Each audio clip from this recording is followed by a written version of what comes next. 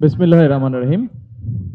আজকের এই অনুষ্ঠানের সম্মানিত সভাপতি, অনুষ্ঠানে উপস্থিত বাংলাদেশ সরকারের সম্মানিত মন্ত্রিপরিষদের সদস্যবৃন্দ, উপস্থিত বাংলাদেশ জাতীয়তাবাদী দল এবং বাংলাদেশ জামাতে ইসলামের সম্মানিত সংসদ সদস্যবৃন্দ, উপস্থিত বাংলাদেশ জাতীয়তাবাদী দলের যশোর এবং খুলনা বিভাগের বিভিন্ন নেতৃবৃন্দ, উপস্থিত যশোর জেলার বিভিন্ন সমাজের বিভিন্ন অংশের সম্মানিত ব্যক্তিবর্গ, উপস্থিত আমার দলের প্রিয় নেতাকর্মী এবং অবশ্যই উপস্থিত যশোর মেডিকেল কলেজের প্রিয় স্টুডেন্টবৃন্দ, আসসালামু আলাইকুম। আজকে আমরা এখানে সকলে একটি কাজ করলাম, যেই কাজটি সম্পন্ন হলে ইনশাল্লাহ মানুষ উপকৃত হবে। অর্থাৎ আমরা আজকে এখানে বহুদিনের যে প্রত্যাশা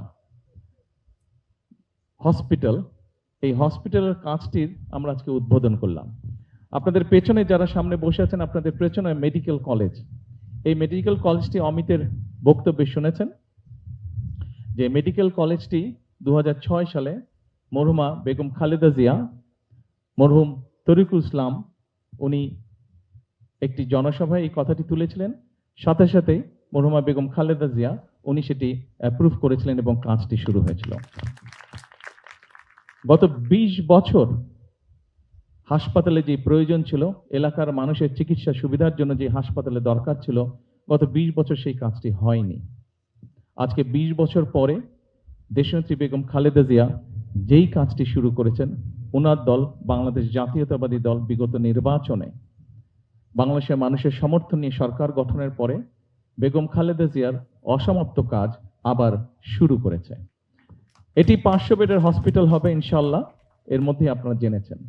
সম্মানিত উপস্থিতিবৃন্দ, বাংলাদেশের জনসংখ্যা প্রায় 20 কোটি। এখানে বিশেষ করে যারা স্টুডেন্ট আছেন বা যারা ডাক্তার এখানে উপস্থিত আছেন, সম্মানীয় ব্যক্তিবর্গ যারা উপস্থিত আছেন, আপনাদের সকলেরই ধারণা আছে যে চিকিৎসা সারা বিশ্বে একটি যথেষ্ট ব্যয়বহুল বিষয়।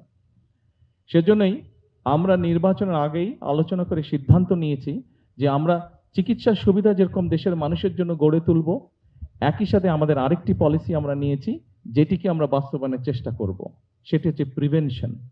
আমি যদি প্রথমেই দেশের মানুষকে অসুস্থ হওয়া থেকে দূরে রাখতে পারি, তাহলে যেটি হবে, যারা অসুস্থ হবেন সে মানুষগুলো যখন হাসপাতালে আসবে, স্বাভাবিকভাবেই তারা এক বেটার চিকিৎসা পাবে, তাদের জন্য সকল ফ্যাসিলিটি বেটার দেওয়া সম্ভব হবে।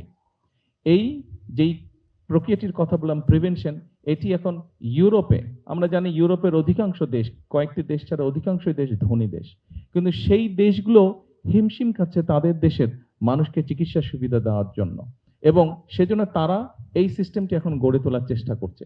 এবং হিসাব করে দেখা গিয়েছে অর্থনৈতিকভাবেও যে আমরা যদি প্রিভেনশনের পিছনে আমরা রিসোর্স ব্যয় করি, অর্থ ব্যয় করি, তাহলে তুলনামূলকভাবে রাষ্ট্রের খরচ কম হয়। এখন প্রিভেনশন বিষয়টি কি, এটি সংক্ষেপে আমি আপনাদের সামনে তুলে ধরছি। প্রিভেনশনটি হচ্ছে, আমরা স্বাস্থ্য মন্ত্রণালয়ের মাধ্যমে সারা দেশে 1 লক্ষ স্বাস্থ্য কর্মী আমরা নিয়োগ করতে চাই।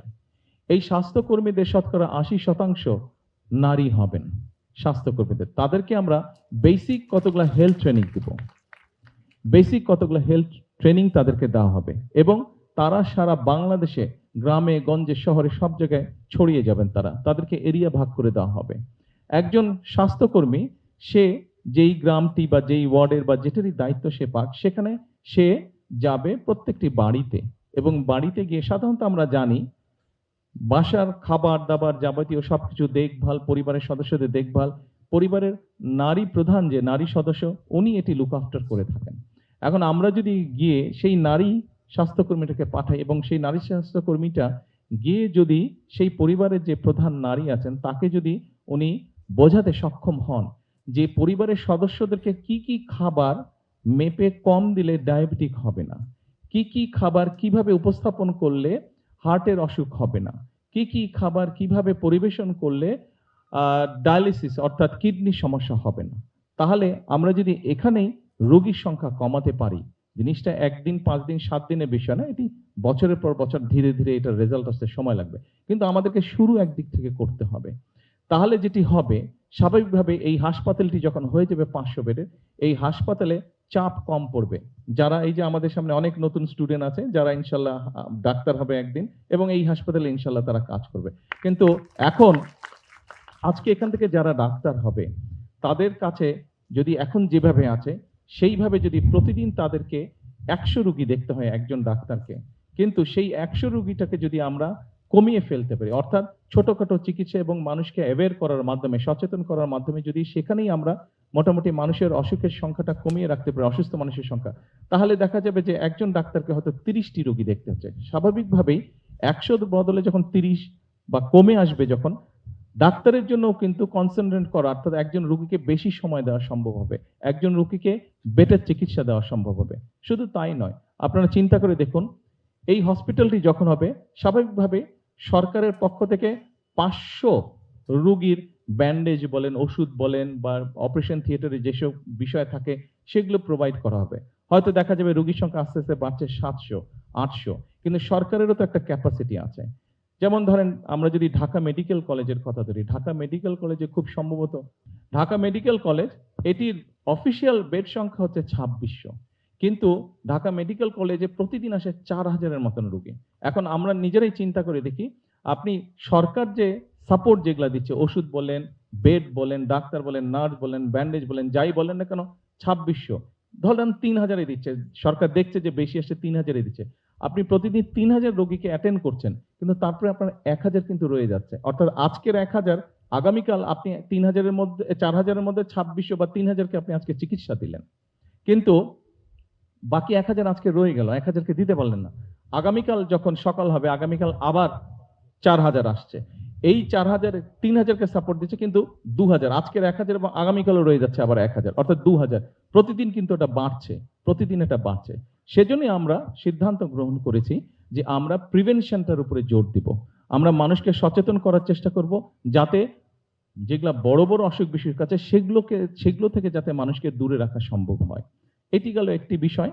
আরেকটি আমরা করার চেষ্টা করছি, সেটি হচ্ছে যে প্রাইভেট পার্টনারশিপ আমরা হসপিটালকে নেওয়ার জন্য পিপিপি যেটাকে বলে এটি হচ্ছে, ধরুন এই মুহূর্তে যদি আমরা দেখি তাহলে আমরা দেখব যে সরকারের যত হাসপাতাল আছে, যত বেড সংখ্যা, যত ডাক্তার নার্স আছে, মোটামুটি ভাবে প্রাইভেট সেক্টরেও সারা বাংলাদেশের মোটামুটি ভাবে যেগুলো হসপিটাল সেগুলোর বেড সংখ্যা, নার্স, ডাক্তার সংখ্যা মোটামুটি ভাবে একই রকম। এখন একটি হাসপাতাল হবে, এখানে যে হাসপাতালটি হচ্ছে, এই হাসপাতালটি হতেও অনেক বেশ 2-2.5 বছর সময় লাগবে।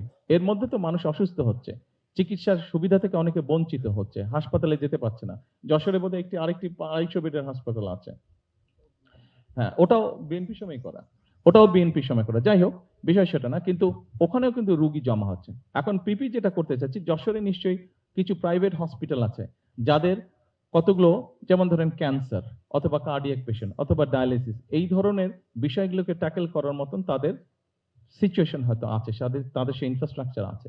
আমরা যেটা করতে চাচ্ছি, ধরেন 250 বেডের যে হসপিটালটা আছে, ওখানে ধরেন কার্ডিয়াক পেশেন্ট, হার্টের পেশেন্ট প্রতিদিন হয়তো, ডায়ালিসিস পেশেন্ট আমরা এটা উদাহরণ দিই, এটা দিতে ইজি, ডায়ালিসিস পেশেন্ট ধরেন প্রতিদিন 200 করে জমা হচ্ছে, কিন্তু ওখানে আমরা ধরছি এটা উদাহরণ হিসাবে, দোকানে ধরেন যে মেশিনটা আছে সেই মেশিনের ক্যাপাসিটি হচ্ছে প্রতি মাসে 100 জনকে দেওয়া, কিন্তু আপনার প্রতি মাসে 200 জন রোগী আসছে।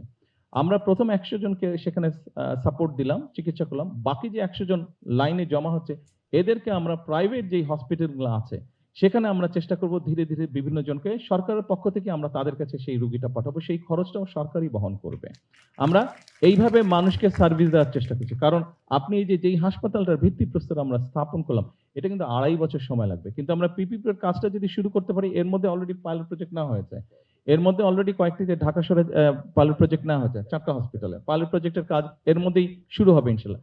তাতে আমরা হিসাব করে দেখেছি তারপরেও সরকারের খরচ 1 নম্বর কম হচ্ছে, 2 নম্বর এই হসপিটালটা হতে 2.5 বছর সময় লাগবে, তাই না ইঞ্জিনিয়ার সাহেব? তো তাই বললেন, 2.5 বছর সময় লাগবে। কিন্তু আমরা যদি ওই পলিসিটা ঠিক করতে পারি, আমরা হয়তো 2.5-3 মাসের মধ্যে মানুষকে সার্ভিস দেওয়া শুরু করতে পারবো, মানুষ চিকিৎসার সুবিধাটা পেতে পারবে। অর্থাৎ আমাদের লক্ষ্যটা হচ্ছে কত দ্রুত মানুষের কাছে চিকিৎসা সেবা পৌঁছে দেওয়া। আমাদের সরকারের লক্ষ্যটা হচ্ছে যে মানুষকে অসুস্থ হওয়া থেকে দূরে রাখা। আমাদের লক্ষ্যটা হচ্ছে মানুষকে সচেতন করে গড়ে তোলা।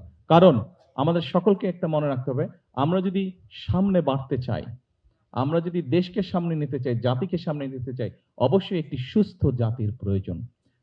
জাতি যদি সুস্থ না থাকে, সবল না থাকে, তাহলে আমরা পিছিয়ে যাব। এবং সে লক্ষ্যেই বর্তমান বিএনপি সরকার কাজ করে যাচ্ছে।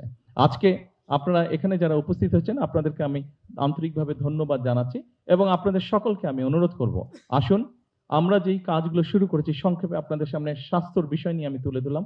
সরকারকে আপনারা যদি সহযোগিতা করেন, তাহলে আমাদের জন্য পুরো বিষয়টি ইজি হবে যে এই কাজগুলোকে সামনে নিয়ে যাওয়া, যাতে করে আমরা বাংলাদেশের মানুষকে স্বাস্থ্যসেবা সহজেই তাদের ঘরে পৌঁছে দিতে পারবো, যাতে করে আমরা বাংলাদেশের মানুষের কাছে স্বাস্থ্যসেবা পৌঁছে দিতে পারবো, যাতে করে আমরা দ্রুততার সাথে বাংলাদেশের মানুষকে স্বাস্থ্য সার্ভিসটা আমরা দিতে পারবো।